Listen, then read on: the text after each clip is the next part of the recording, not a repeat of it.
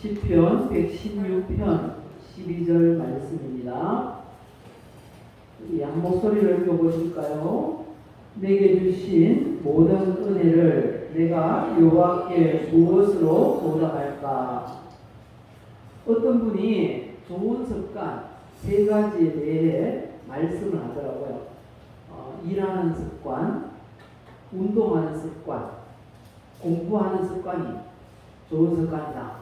그렇게 말씀을 하는데 저는 여기에다가 한 가지를 더 추가하면 좋겠다라는 생각을 했습니다. 감사하는 습관. 오늘은 맥주 감사 주일입니다. 이런 절기들을 성경에 보면 굉장히 많은 절기들을 우리에게 지키라고 명령하십니다. 왜 그럴까요?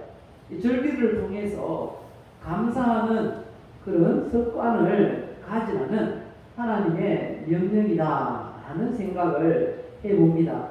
맥주 감사주의를 맞아서 우리에게 주신 오늘 시편 116편 말씀을 보면요, 이 시편 116편은 제목이 없습니다. 대부분의 시편은 제목이 기록되어 있는데 150개의 시편 중에 34개의 시편에는 제목이 붙어 있지 않습니다. 그 제목이 없지만 내용은 굉장히 분명한 시편이 오늘 본문인데요. 이분이 사망에서 생명으로 옮겨지는 구원을 체험하고 이 시편을 기록했다라는 것을 알 수 있습니다.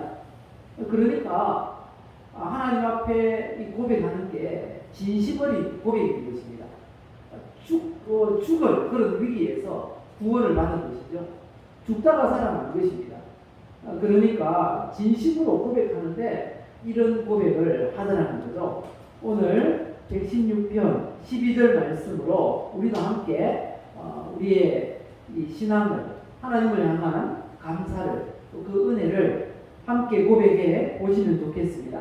우리 함께 또 고백합시다. 내게 주신 모든 은혜를 내가 여호와께 무엇으로 보답할까? 그래서 이 하나님의 은혜를 은혜에 보답하라라는 제목으로 말씀을 전하도록 하겠습니다. 말씀을 전하기 전에 우리 먼저 고백합시다.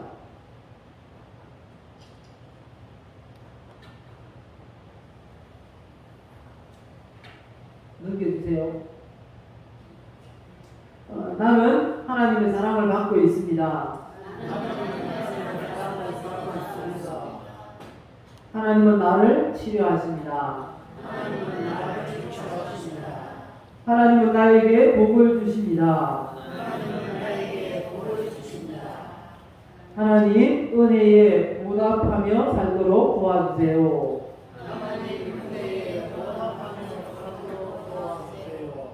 우리가 고백한 대로 그대로 우리의 신앙생활 가운데 응답될 줄 믿습니다.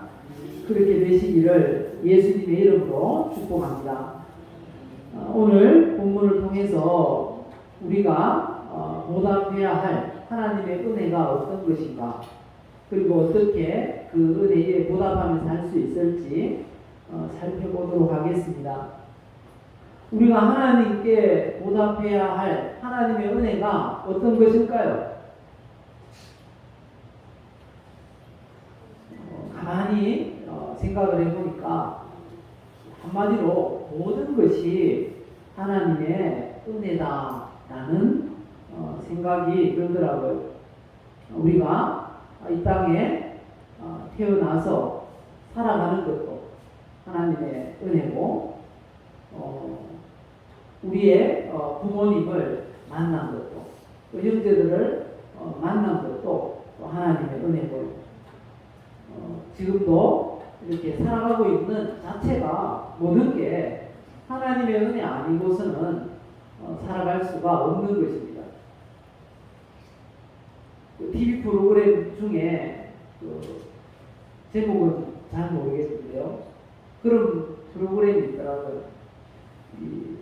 세상에 일어나는 아주 신기한 일들을 보여주는 그런 프로그램인데, 중국에서 어떤 사람이 이 아파트로 들어가려고 하는데 개가 위에서 떨어졌어요. 떨어졌는데 정확하게 그 사람 머리에 맞아가지고 이 척추가 몇 개가 부서지는 중환자가 되었다고 해요. 그런데 그 개가 어디에서 왜 떨어진 건지도 모르고 그런 봉변을 당하는 그런 내용을 잠깐 본 적이 있습니다. 우리가 하루하루를 살아갈 때 무슨 일이, 어떤 일이 일어날지 우리가 알 수 없습니다. 그런 중에도 우리가 지금까지 이렇게 건강하게 그런 봉변을 당하지 않고 살아오게 하신 것, 가만히 생각해 보시면 하나님의 은혜가 아닐까라는 것입니다. 하나님의 은혜 맞습니까? 한마디로 모든 것이 하나님의 은혜인 것입니다. 차를 타고 그렇게 수많은 차들이 오가는, 빨리 달리고 있는 그런 도로를 안전하게 이렇게 통과해서 교회에 온 것도 하나님의 은혜고, 또 어제도 일과를 잘 마치고 평안하게 잠자리에 든 것도 하나님의 은혜고, 또 아침에 일어나니까 눈이 떠지네요. 그래서 또 새로운 일과를 시작하게 하신 것도 다 하나님의 은혜라는 것입니다. 또 이렇게 교회에 와서 일주일 동안 못 보았던 그런 얼굴들을 새롭게 보게 된 것도 하나님의 은혜이고요. 생각해 보면 모든 것이 하나님의 은혜 아니면 있을 수 없는 그런 일들임을 우리가 발견하게 되는 것입니다. 이런 헤아릴 수 없는 은혜 중에 가장 큰 은혜가 이것이다 라고 성경이 말씀합니다. 오늘 우리가 읽지는 않았는데 116편 4절 이하의 말씀을 보면 하나님의 가장 큰 은혜가 이것이 것이다 라고 시인이 말씀합니다. 우리 4절부터 8절까지를 한번 쭉 같이 읽어볼까요? 내가 여호와의 이름으로 기도하기를, 여호와여 주께 구하오니 내 영혼을 건지소서 하였도다. 여호와는 은혜로우시며 의로우시며 우리 하나님은 긍휼이 많으시도다. 여호와께서는 순진한 자를 지키시나니 내가 어려울 때에 나를 구원하셨도다. 내 영혼아 내 평안함으로 돌아갈지어다. 여호와께서 너를 구원하시리로다. 주께서 내 영혼을 사망에서 내 눈을 눈물에서 내 발을 넘어짐에서 건지셨나이다. 여기서 시인이 말하려고 하는 것, 나를 구원하신 그 은혜가 가장 큰 은혜이다 라고 말씀하고 있는 것입니다. 구원받은 것부터 시작해서 우리가 순간순간 살아가는 모든 것이 하나님의 은혜임을 우리가 깨달아야 한다는 것입니다. 그런데 또 가만히 생각해 보니까 그냥 그런 은혜들이 그냥 당연한 것으로 여기며 살아왔음을 고백할 수밖에 없는 것입니다. 우리는 늘 그 은혜를 잊지 않아야 되고, 그리고 어떻게 하면 이 하나님의 은혜를 보답할까라는 고민을 해야 한다라는 것입니다.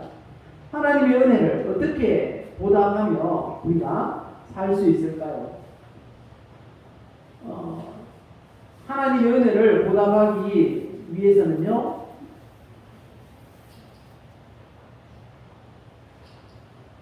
먼저 하나님의 은혜를 보답하고자 하는 이 마음을 품고 살아야 한다는 것입니다. 우리가 어떤 일을 할 때, 어떤 말을 할 때 그냥 아무렇게나 생각 없이 말을 하지 않습니다. 우리가 말을 하거나 행동을 할 때 무엇을 말합니까? 무엇을 행동으로 옮깁니까? 마음에 담고 있는 것을 말을 하고 마음에 담고 있는 것을 행동으로 옮긴다는 거죠. 그래서 하나님의 은혜에 어떻게 보답할까라는 마음을 우리가 품고 살아가는 게 중요하다라는 것입니다. 항상 하나님의 은혜를 어떻게 보답할까 마음에 품고 살아가기 위해서는 우리가 받은 복을 세어보아야 한다는 것입니다. 찬송가 가사인데요. 429장 찬송가 후렴에 보면 이런 가사가 있습니다. 받은 복을 세어보아라. 크신 복을 내가 알리라. 받은 복을 세어보아라. 주의 크신 복을 내가 알리라. 라는 내용입니다. 주님 앞에 받은 복 세어보시기 바랍니다. 어떤 분이 큰 상처가 있어요. 근데 그 상처를 치유한 방법이 뭔가 하면요. 하나님 앞에 하나님께서 베풀어 주신 은혜, 감사할 그 제목들을 기록했다는 것입니다. 그걸 감사일기라고 하는데요. 감사일기를 날마다 썼답니다. 그랬더니 그 큰 상처가 깨끗하게 치료가 되더라는 것입니다. 하나님께서 우리에게 주신 그 복, 날마다 생각해보고 또 생각하면 우리가 치유될 것 아니라 어떻게 하면 이 은혜를 보답할까라는 그런 마음이 생긴다는 것입니다. 그래서 구약의 성도들은 예배 때마다 이렇게 고백을 했다고 합니다. 시편 92편 5절에 보면요.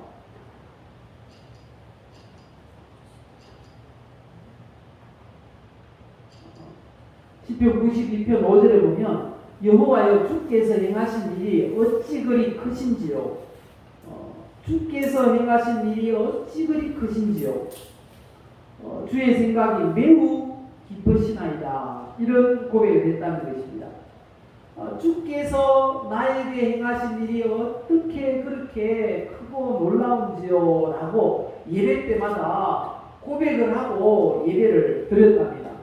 이 시편 92편은 제사 때 불렀던 그런 찬송이라고 이 부제를 달고 있습니다. 지금 이 자리에 계신 저와 여러분들에게 우리 하나님께서 베푸신 은혜도 엄청나게 큰 줄 믿습니다. 그래서 우리도 날마다 이렇게 고백해야 됩니다. 오늘 본문 다시 한번 더 읽어보겠습니다. 내게 주신 모든 은혜를 내가 여호와께 무엇으로 보답할까? 하나님은 이 은혜에 보답하는 방법으로 그 첫 번째가 이 마음을 품는 것입니다. 내가 하나님께 받은 이 은혜를 여호와께 무엇으로 보답할까? 이런 생각을 늘 가지고 살아가는 것입니다. 하나님은 우리가 생각만 가지고 살아가는 것도 그런 생각을 하면서 살아가는 것을 굉장히 귀하게 보십니다. 열왕기상 14장에 보면요. 여로보암이라는 북이스라엘의 초대 왕의 아들 아비야에 대한 이야기가 나옵니다. 여로보암의 아들 아비야가 병이 들었습니다. 왕이니까 모든 그런 좋은 의술을 다 동원했겠죠. 그런데 그 아들이 병이 낫지 않는 겁니다. 그래서 이 여로보암이 그 부인 왕비에게 이런 부탁을 했습니다. 선지자 아히야를 찾아가서 우리 아들이 어떻게 됐는지 좀 물어보고 오시오 그랬습니다. 왜냐하면 그 선지자 아히야가 여로보암이 이스라엘의 왕이 될 것을 예언한 사람이거든요. 그래서 찾아갔습니다. 찾아갔는데 왕비라는 사실을, 여로보암의 아내라는 사실을 숨기고 찾아갔어요. 그때 이 아히야 선지자는 연세가 많았습니다. 그래서 앞을 볼 수가 없는데 들어가자마자 그렇게 이야기했습니다. 여로보암의 아내가 왔구나. 왜 왔는지 벌써 다 알고 있어요. 그리고 말을 합니다. 여로보암에 속한 모든 사람들은 하나님 앞에 저주를 받을 것이라고 선포를 합니다. 왜냐하면 예루살렘으로 가는 길을 막았어요. 예루살렘에서 제사를 드리지 못하게 막고 에발산 그리고 거리신산 이런 데다가 신전을 세우고 우상을 숭배하도록 그렇게 했기 때문에 여로보암에게 속한 모든 사람들은 다 저주를 받을 것인데 어떤 저주인가 하면요, 시체가 그 왕은 물론이고 속한 모든 사람들은 죽어서 시체가 덜에 버려질 거라는 겁니다. 그러면 들개들이 와서 그 시체를 먹을 것이다. 그런 저주를 선포합니다. 그런데 오직 이 아비야만 이 여로보암의 아들 이 하나만 무덤에 제대로 장사 지내짐을 받게 될 것이라는 겁니다. 왜 그런가? 그 이유를 이렇게 말씀합니다. 열왕기상 14장 13절 보시면요, 온 이스라엘이 그를 위하여 슬퍼하며 장사하려니와 여로보암에게 속한 자는 오직 이 아이만 묘실에 들어가리니 이는 여로보암의 집 가운데에서 그가 이스라엘의 하나님 여호와를 향하여 선한 뜻을 품었습니다. 이렇게 말씀합니다. 선한 뜻을 품기만 했는데도 이 아이를 하나님께서 얼마나 사랑하셨는지 우리가 알 수가 있다는 거죠. 우리도 마찬가지입니다. 선한 마음을 품으면 하나님이 그 자체를 기뻐하시는 줄 믿습니다. 살아갈 때, 말을 할 때, 어떤 행동을 할 때 어떻게 하면 하나님의 은혜에 보답할 수 있을까요? 그런 생각을 하고 말을 하고 또 행동을 하는 것, 하나님이 얼마나 기뻐하시는지 모릅니다. 우리가 하나님을 향해서 이런 마음을 품고 살아가시기를 예수님의 이름으로 축복합니다. 그리고 두 번째는요, 어떻게 하나님의 은혜에 보답할 수 있을까요? 예배하고 기도함으로 하나님의 은혜에 보답할 수 있다 말씀하십니다. 시편 116편에서 시인은 여호와께서 자신에게 베푸신 은혜가 너무 커서 도저히 보답할 수 없지만 이 구원의 잔을 들고 여호와의 이름을 부르겠다라고 다짐을 합니다. 시편 오늘 본문 13절 보시면요, 내가 구원의 잔을 들고 여호와의 이름을 부르리라 이렇게 말합니다. 여기서 구원의 잔이란 이 제사를 드릴 때 가장 마지막에 하는 순서가 뭔가 하면요, 포도주를 번제에다가 붓는 것입니다. 포도주를 붓는 것, 그 의식이 마지막 순서라고 하는데요, 그 구원의 잔이란 바로 포도주를 이 번제의 물에다가 부을 때 사용했던 그 잔이라는 거죠. 그리고 또 다른 의미로는 감사의 제사를 의미한다는 것입니다. 감사의 제사, 하나님께서 베푸신 구원, 그리고 하나님 앞에 제사 드릴 때 부어드리는 그 전제의 포도주 잔, 이것은 감사의 제사를 드리겠다는 다짐이다 라는 말씀인 것입니다. 그리고 여호와 이름을 부르겠다라는 건 기도하겠다는 것입니다. 하나님을 찬양하고 높이겠다라는 것입니다. 그래서 이 표현은 내가 구원의 잔을 들고 여호와의 이름을 부르리라 라고 하는 이 표현은 바로 하나님 앞에 예배하고 기도하겠습니다 라는 표현인 것입니다. 17절에도 의미를 분명히 말씀합니다.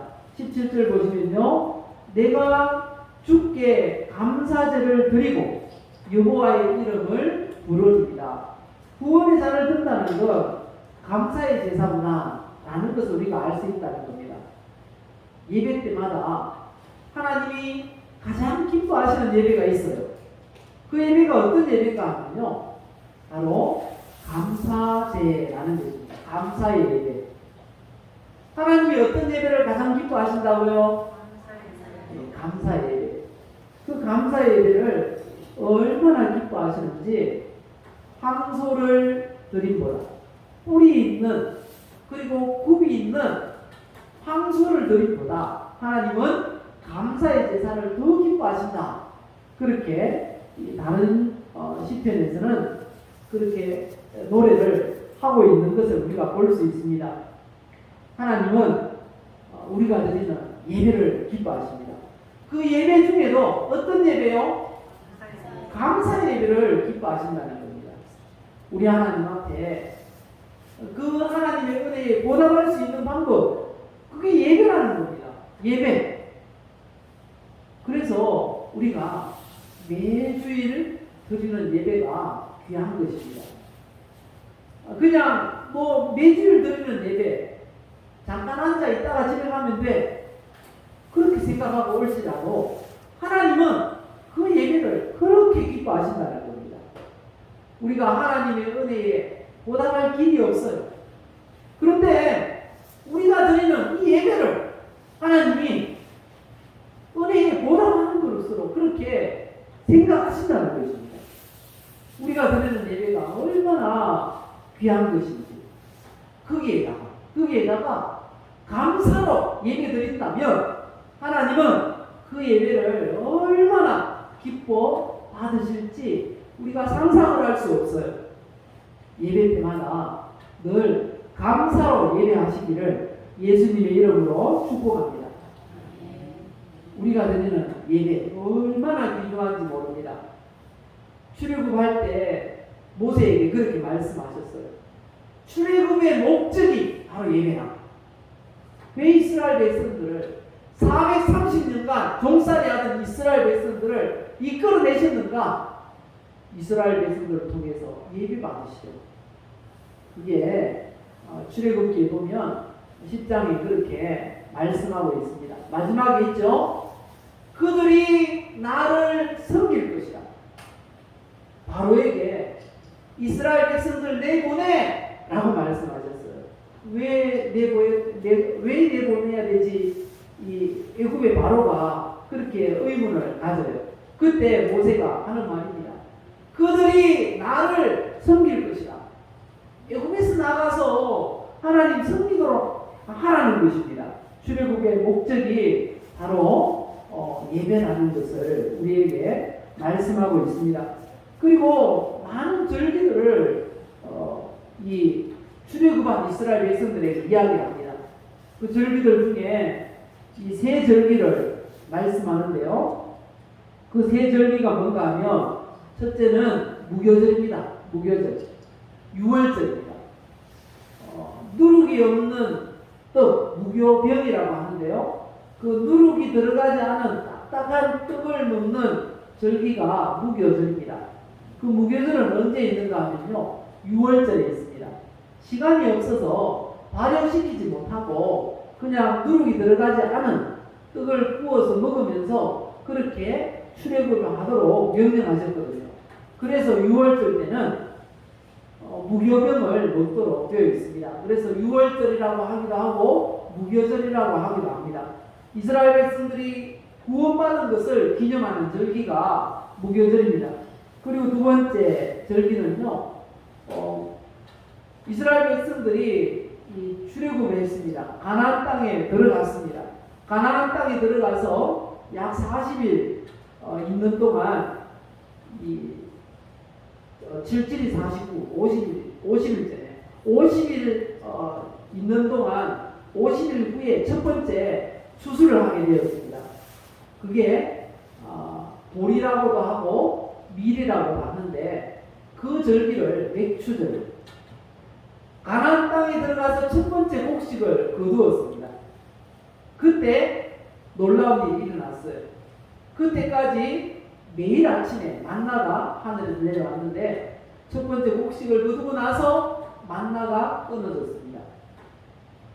처음 곡식을 거둔 날, 바로 맥주절입니다. 그것을 기념해 지키라 말씀하셨습니다.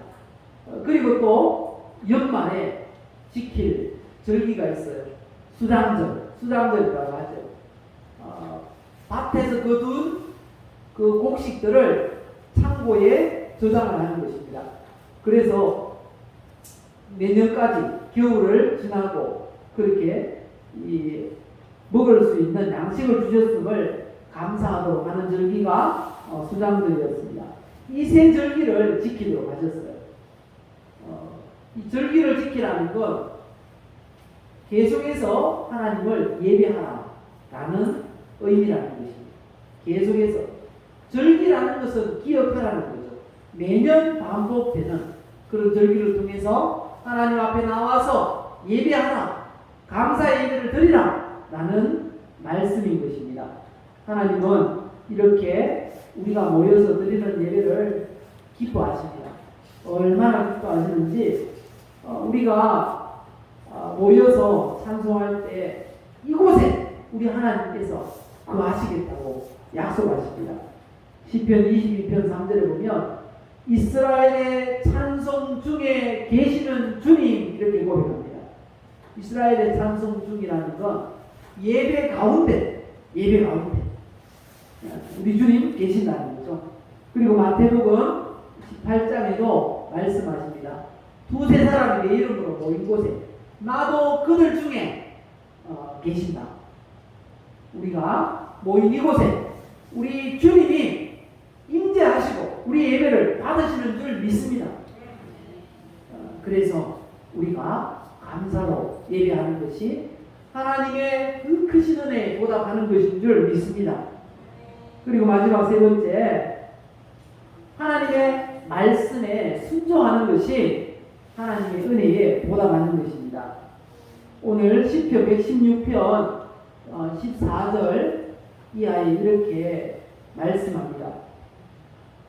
여호와의 모든 백성 앞에서 나는 나의 서원을 여호와께 갚으리로다. 그리고 18절 19절에도 마지막에 보면 내가 지키리로다.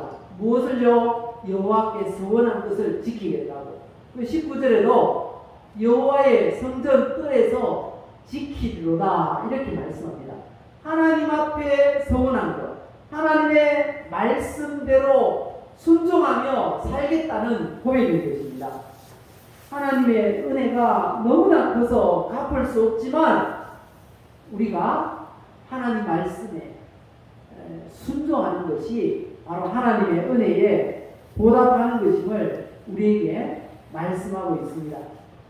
하나님 말씀에 순종해서 살 때 성경은 약속을 하고 있어요.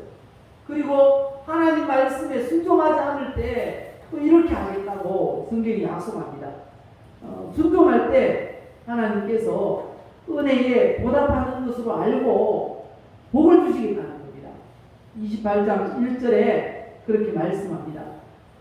네가 네 하나님 여호와의 말씀을 삼가 듣고 내가 오늘 내게 명령하는 그의 모든 명령을 지켜 행하면 어떻게 하시겠다고요? 내 하나님 여호와께서 너를 세계 모든 민족 위에 뛰어나게 하실 것이라 말씀하십니다. 그리고 이어서 네가 네 하나님 여호와의 말씀을 청종하면 이 모든 복을 내게 임하게 하시겠다 약속하십니다. 반대로 하나님 말씀을 불순종하면 어떻게 될까요? 순종하지 아니하여 내가 오늘 내게 명령하는 그 모든 명령과 규례를 지켜 행하지 아니하면 어떻게 된다고요? 이 모든 저주가 임하겠다고 임하게 하시겠다고 그렇게 말씀합니다. 하나님의 말씀을 순종함으로 지켜 행하시기 바랍니다. 성경은 딱 두 가지로 되어 있어요.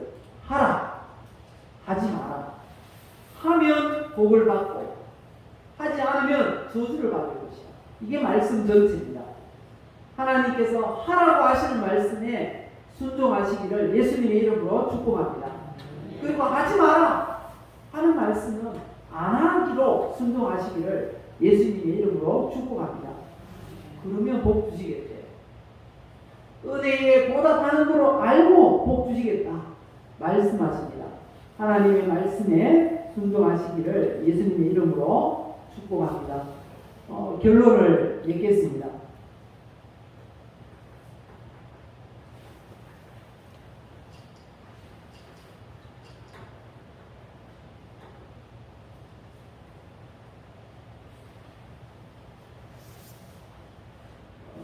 우리 이 은혜라는 찬양 혹시 아시죠? 은혜라는 찬양 같이 한번 부르면서 하나님의 은혜를 생각하면서 어떻게 보답할까 우리 마음에 품으시고요. 예배를 통해서 그리고 말씀에 순종함으로 하나님 앞에 보답하리라 다짐하는 그런 시간이 되었으면 합니다. 이 찬양 함께 부르시겠습니다.